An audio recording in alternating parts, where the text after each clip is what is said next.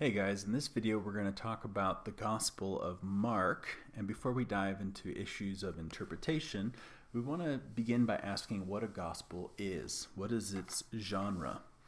Well, scholars used to think that the Gospels were sui generis, meaning that they are sort of genres unto themselves, that they really didn't belong to any sort of ancient classification at all. Well, with recent scholarship, there has been a huge push to read the Gospels as ancient biographies. The main proponent of this view is from a guy named Richard Burridge, who wrote in this book here, What Are the Gospels? He argued that basically the Gospels are to be understood as examples of ancient biographies. And so you can check that book out. I think it has just been republished in a third edition, so you can check that out if you're interested in looking into the reasons for this view.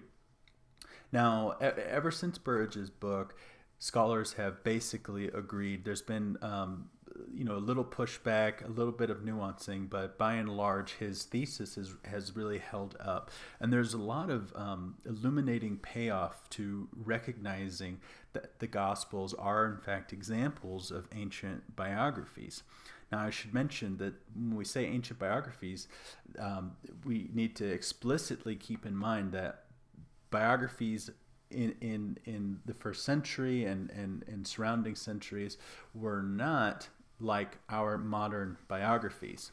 It's a different genre, and so we don't want to be anachronistic and assume that because they share a label biography that perhaps they can be subjected to the same sort of expectation and criteria as with modern biography. But of course that would just not be the case. And also, ancient biography needs to be distinguished from ancient historiography, okay, which was primarily concerned with just sort of reporting the past. Biographies are different, okay? Just a quick summary of some distinctions about ancient biography. The focus is primarily on the public life of an individual.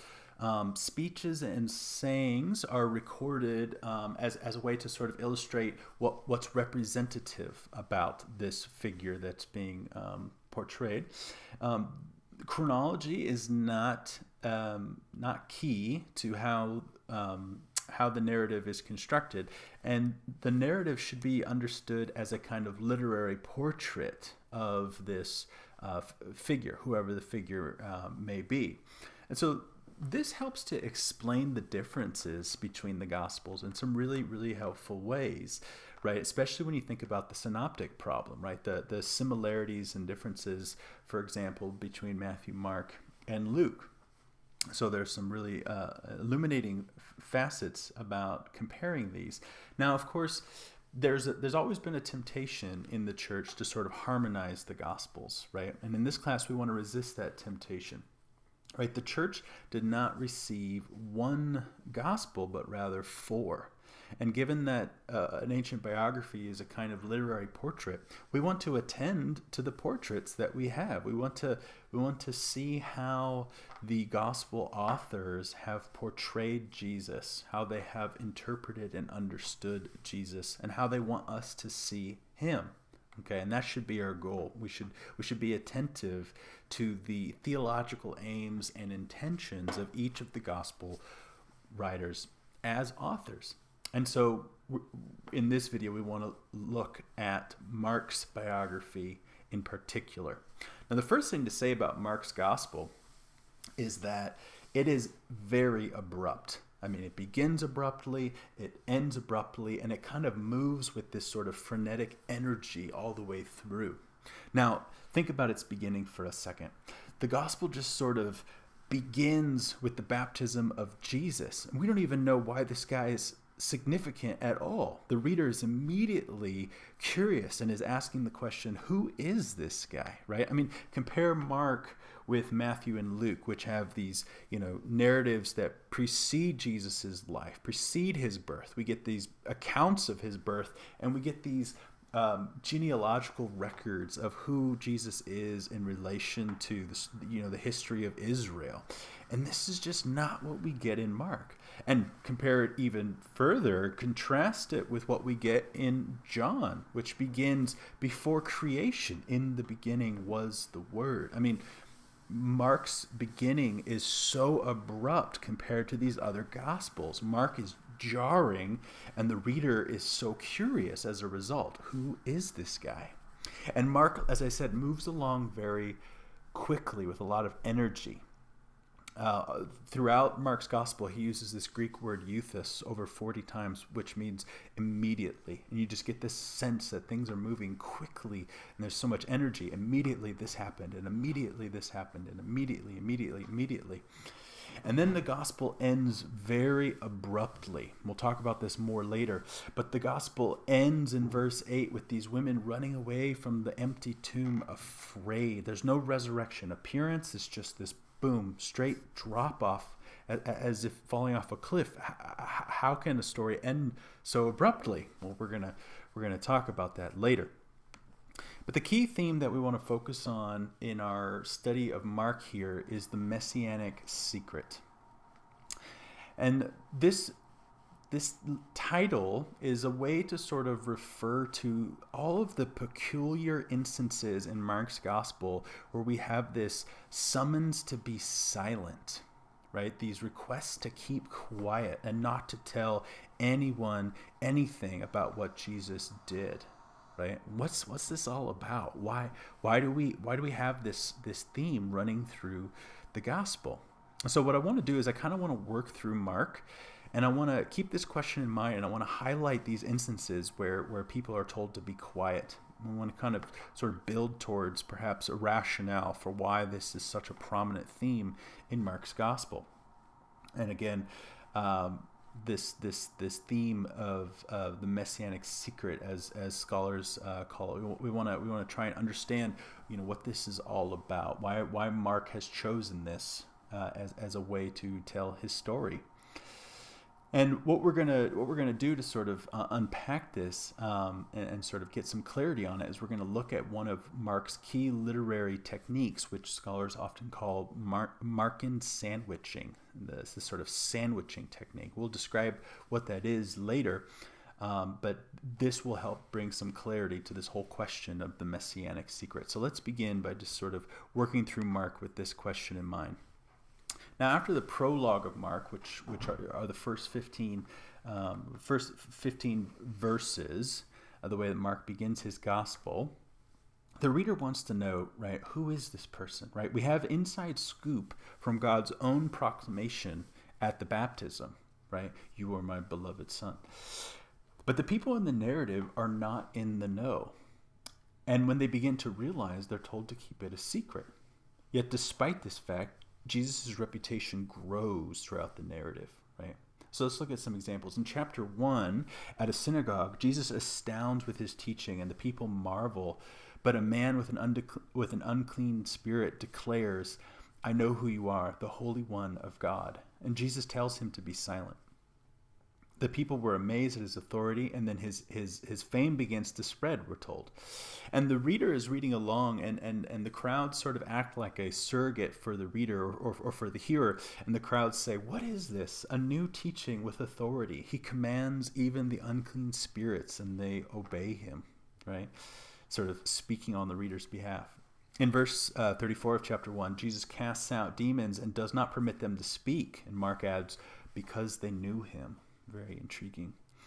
And when Jesus was off praying afterwards, the disciples found him and said, everyone is searching for you. But notice what happens. He responds by saying that he wants to go into neighboring towns. Like, what's going on? At the end of chapter 1, a leper comes to him requesting to be healed, and Jesus heals him. But then notice what happens. In verses 43 to 44, Jesus sternly warns the leper, saying, see that you say nothing to anyone. Of course, the leper doesn't exactly do what Jesus requested. Verse 45 says that the leper proclaimed what had happened and that he did it freely. But note the result. So that Jesus could no longer go into a town openly, but stayed out in the country. which is very intriguing. Though Mark does tell us, right, that people started going out to him. Okay, so even though he's attempting to sort of not be public, people are still finding out about him and they're going to him, despite all of his efforts. Now look at chapter 3, verses 11 to 12. So whenever the unclean spirits saw him, they fell down before him and shouted, "You are the Son of God." But he sternly ordered them not to make him known. Very interesting. Now, a feature of Mark's gospel that coheres with this theme is Mark's account of Jesus' explanation for the purpose of parables. And after teaching the parable of the sower at the beginning of Mark 4, the disciples asked Jesus privately about the parables.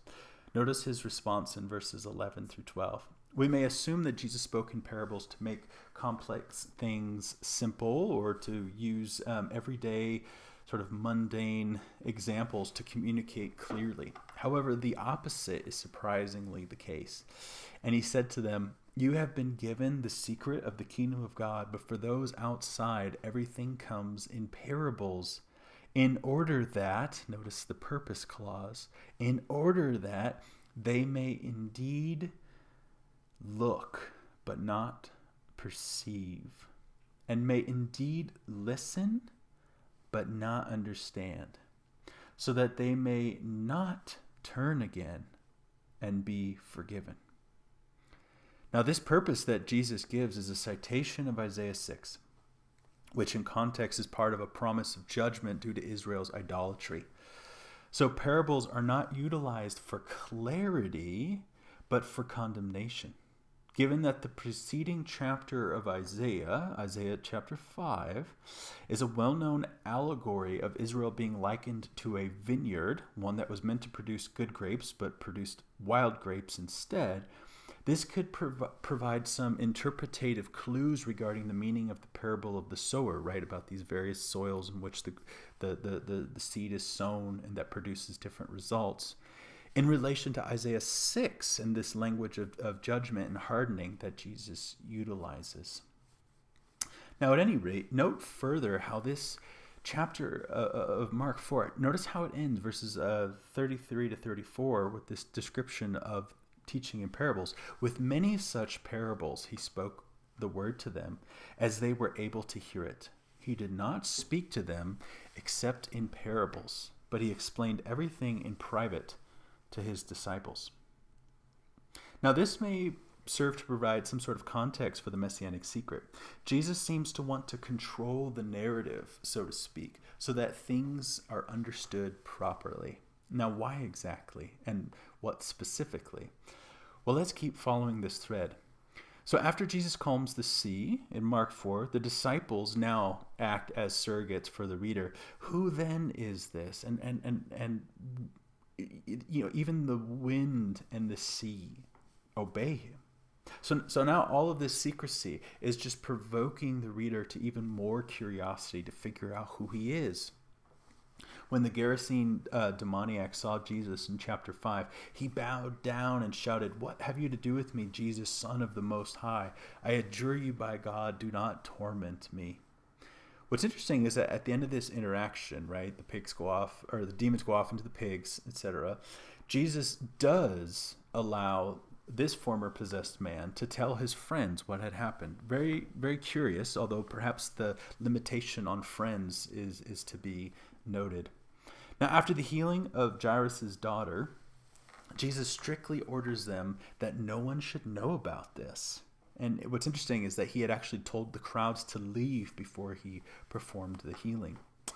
The crowds, again, ask the sort of questions at the beginning of chapter 6 that the reader wants to know. Okay, where did this man get all of this? What is this wisdom that has been given to him? What deeds of power are being done by his hands? Is not this the carpenter, the son of Mary, and brother of James and Joseph and Judas and Simon?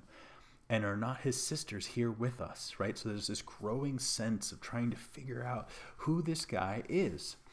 And in chapter 6, it's where I believe we begin to start to see some of the rationale for the secrecy. In verse 14, we see just how far Jesus' reputation has spread, right? King Herod heard about it. because Jesus' name had become known. And so there's some suggestion, right, in context about who this person is. Who is this Jesus? Is he Elijah? Is he some other prophet? Or is he John the Baptist come back from the dead? Now, that reference to John the Baptist coming back from the dead is really strange because John the Baptist hasn't died in the narrative yet. And actually, this is our first introduction to Herod. And we then find out how John the Baptist died at the hands of Herod at that banquet. Now, why do we get John the Baptist's beheading narrated to us in this way at this portion in the narrative with the introduction of Herod? Well, in the light of the Messianic secret, one gets the immediate sense of just how precarious it is for word to spread about Jesus, considering what this guy Herod just did to John the Baptist, right? It's a dangerous thing for Jesus' fame to spread. And carrying on with this theme, in chapter 7, verse 24, Jesus enters a house and doesn't want anyone to know. Yet he could not escape notice, the text says, right? The Syrophoenician comes and they have this fascinating interaction about the breadcrumbs, right? Carry on a little bit later, verse 36 of chapter 7. After dealing with the deaf man who had a speech impediment, Jesus ordered them to tell no one. Yet notice the next line. But the more he ordered them, the more zealously they proclaimed it. So there's this expanding reputation despite Jesus' reluctance to be public. Okay. Now after this, we get this interesting moment in chapter 8, which we will come back to. But it's this double healing moment, this two-staged healing where you have this blind man who is given partial sight. He can see people, but they kind of look like trees. And then he is given full sight. Okay, we'll come back to this. But what's interesting is that in this sequence, Jesus tells him, don't even go into the village. He just tells him to go home, which is, again, interesting, limiting this sort of range of sort of the ripple effects of what's happening.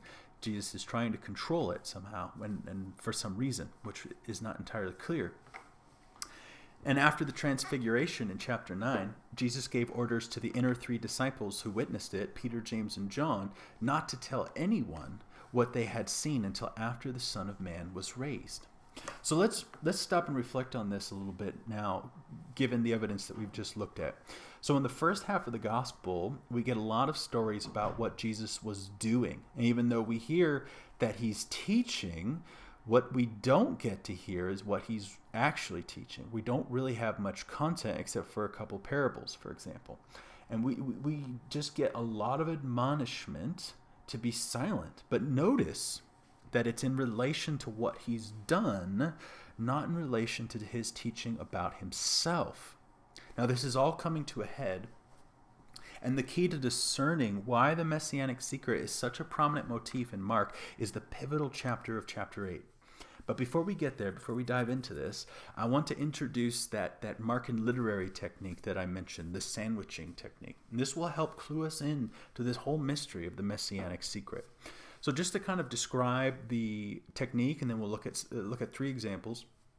The basic idea is that Mark will kind of often take, two narratives, not necessarily narratives, but usually he'll take these two narratives and he'll kind of smush them together. And the idea is that they kind of mutually interpret each other. Their juxtaposition is very important, basically, for sort of understanding both of them as a sort of whole. Okay, so the reason why it's called sandwiching is it's kind of like you've got this outer bread and bottom bit of bread, and those together sort of create this sort of outer framework for this sandwich. Okay, and then you have this something in the middle. So the outer bits of bread could be the start and conclusion of a narrative, and then the filling could be the intrusion of a kind of second narrative, and then together they kind of create this sort of whole. That's really the idea. Now, it doesn't always have to be a kind of beginning and ending narrative on the outside. Sometimes it's more conceptual. We'll look at three examples before we tie this all together in chapter 8 with the Messianic secret. So the first example of the sandwich technique is in chapter 5. So here, kind of in the outside, the outer bits of bun, we get the whole incident with Jairus' daughter, right? She's at the point of death, come heal her. And then intruding kind of in the middle is this scene with the woman with the issue of blood. And then at the end, we get, this announcement that she's actually died, and Jesus goes and heals her. She's not actually dead, that whole thing. But so together, it kind of creates a whole, even though it's these two narratives. But when you read it in sequence, they really flow together and help to kind of interpret each other. Now, the next example of this comes in chapter 6. And here we have the feeding of the 5,000. And right after that, we get the scene where Jesus walks on water. Okay, you might think that these are just kind of two random narratives side by side. But notice what happens. The disciples think that Jesus is a ghost as he's walking on water. Okay, and notice how this walking on water scene ends in verses 51 to 52.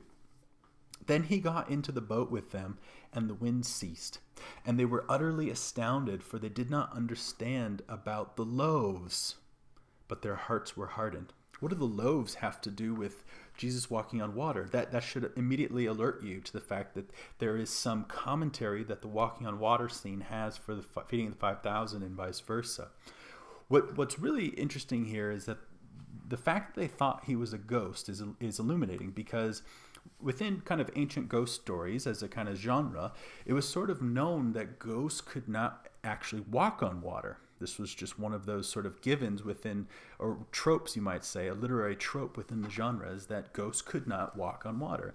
So the fact that they thought he was a ghost is really interesting. It sort of highlights their misunderstanding.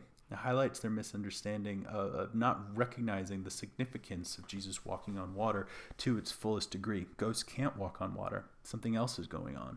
But the disciples don't get it. Their hearts are hardened, Mark tells us, right? So these scenes illuminate each other. Now, the next sandwich technique looking at is later on, after Jesus arrives into Jerusalem.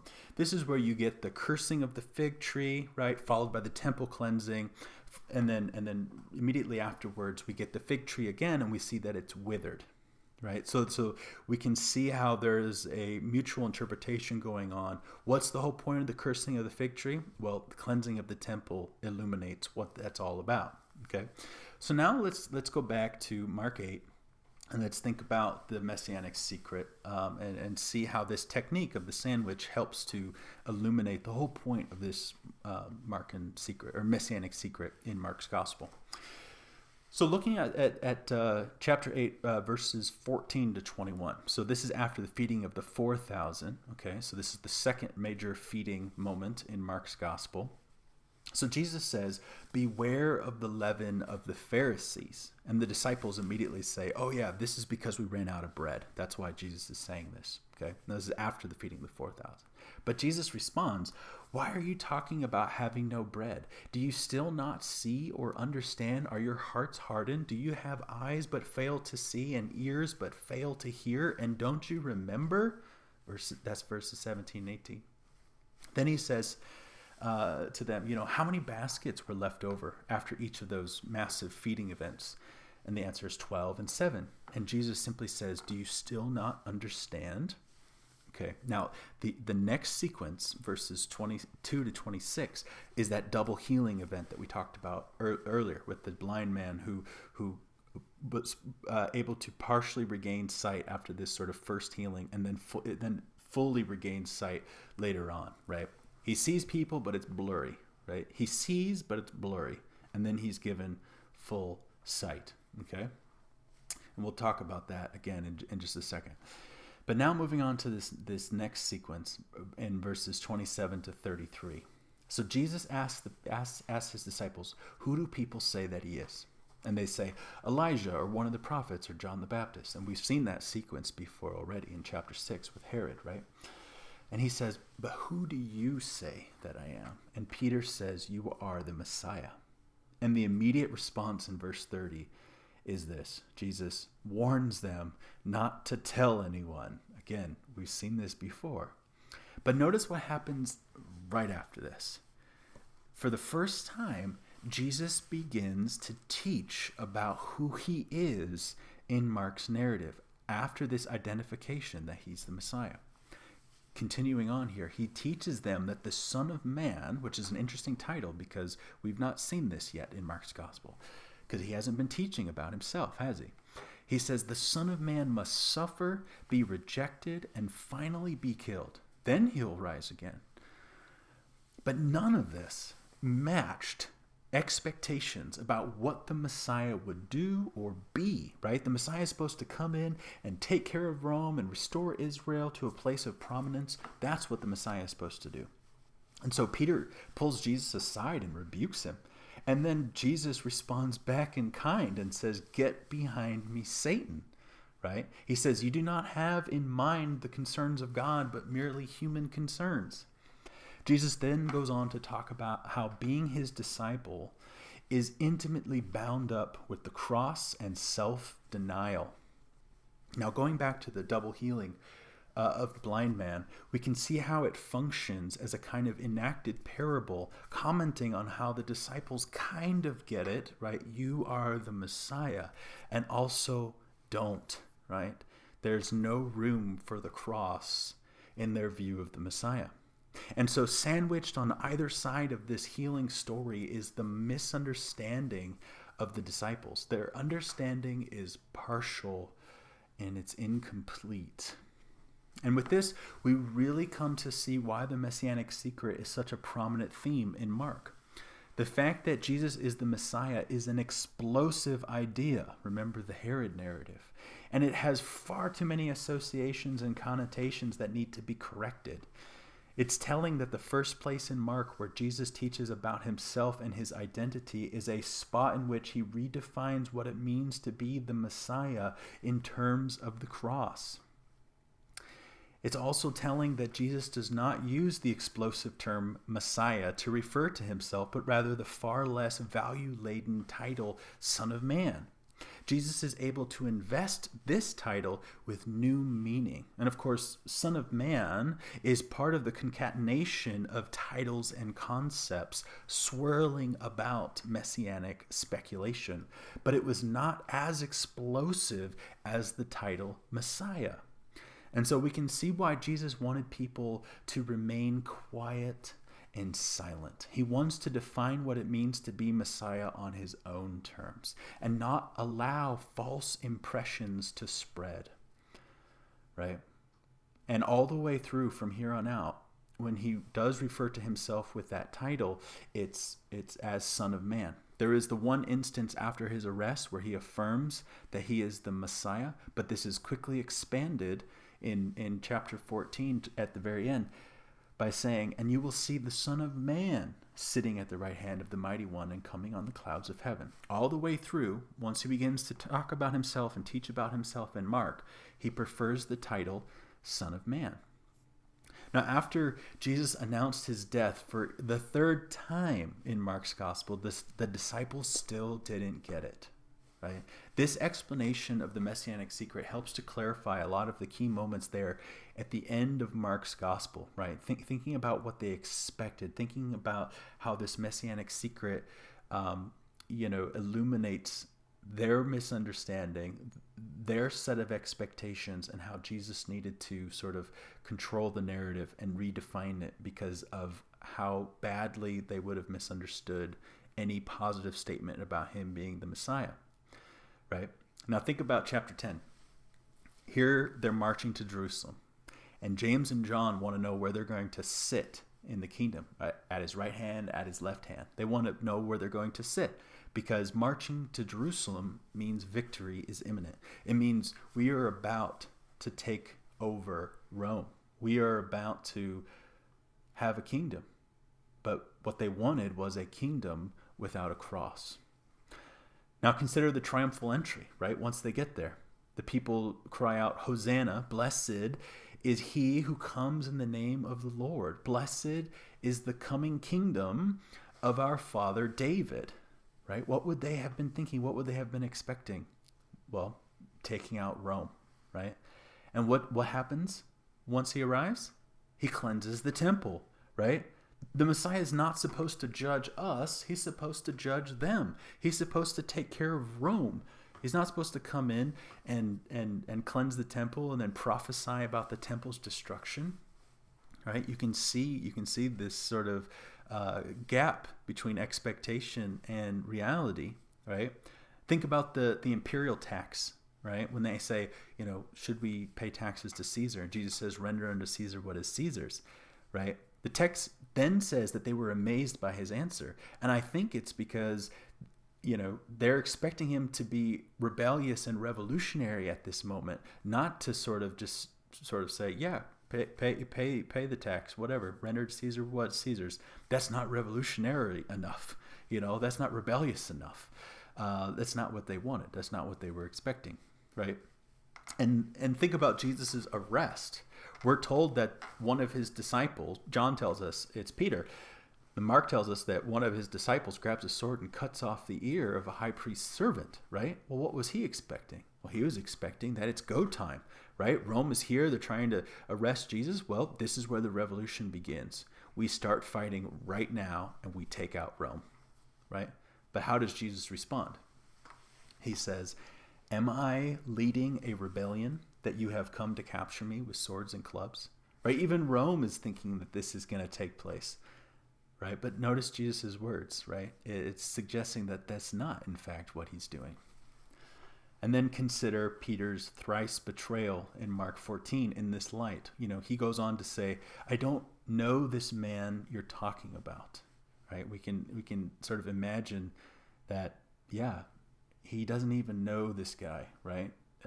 He's not who he thought he was. I don't know him, right? He's somebody else. Jesus is somebody else. He's not who I thought he was. Sort of makes a lot of sense. And in this light, the irony of the crucifixion, right, is really thick. Think about the crown of thorns and the purple robes and the plaque that says that Jesus is the King of the Jews.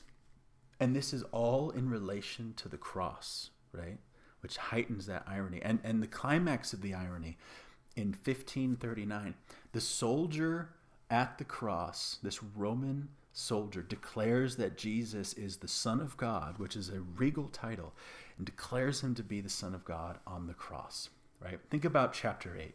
Jesus is, rightly identified to be the Messiah, right? But the disciples didn't get it, right? Because they didn't understand the cross.